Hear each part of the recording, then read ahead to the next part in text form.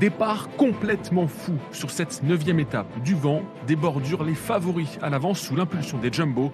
Vigilance de rigueur. I mean, you have to be really careful, be there on the front, and yeah, I think it will be quite a hectic day. Tout rentre dans l'ordre après 1 heure de course. Scénario plus classique, croit-on. 8 hommes à l'avant, parmi eux Lennart Kemna, Dani Navarro et Matteo Sobrero. À la mi-course, l'écart est de 8 minutes 30. Le vent ne faiblit pas, désordonnant le peloton par intermittence dans les parties dégagées. Et à 80 km de l'arrivée, c'est au tour des Soudal Quick-Step de mettre en route.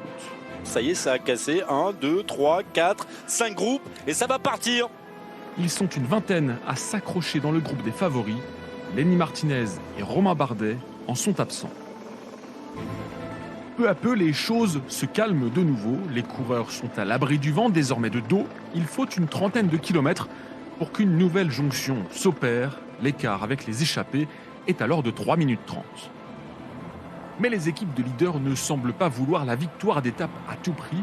Les hommes de tête ont plus de 5 minutes d'avance à 20 km du Collado de la Cruz des Caravaca, où la pluie a fait des dégâts. Les temps vont être arrêtés avant la ligne d'arrivée. À 2 km, 50. 50 mètres. Et 50. Et autre information, pas de bonif. Pas de bonif tout à l'heure au point bonus. Pas de bonif non plus à l'arrivée.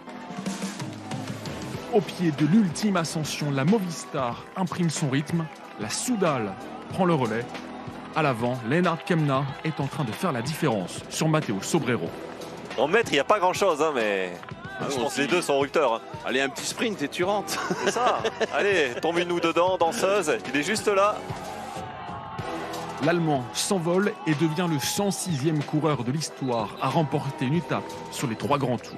Les favoris, eux, se bagarrent pour grappiller des secondes juste avant la banderole des 2 km. Attaque de Roglic. Oh, Jonas Vingegaard là, qui cale. Ça fait 2 fois, hein. Ça fait 2 fois. Il y a aussi la calée Jonas Vingegaard. Roglic plus fort que Vingegaard dans cette première semaine de Vuelta. Voilà, elle est passée, hein, elle est passée la ligne. C'est peut-être cette petite cabane là. Et donc, Ouais, tout le monde va se relever. Roglic va se relever aussi normalement. Ah oui, bah ça y est, maintenant, ça y est, c'est l'arrivée.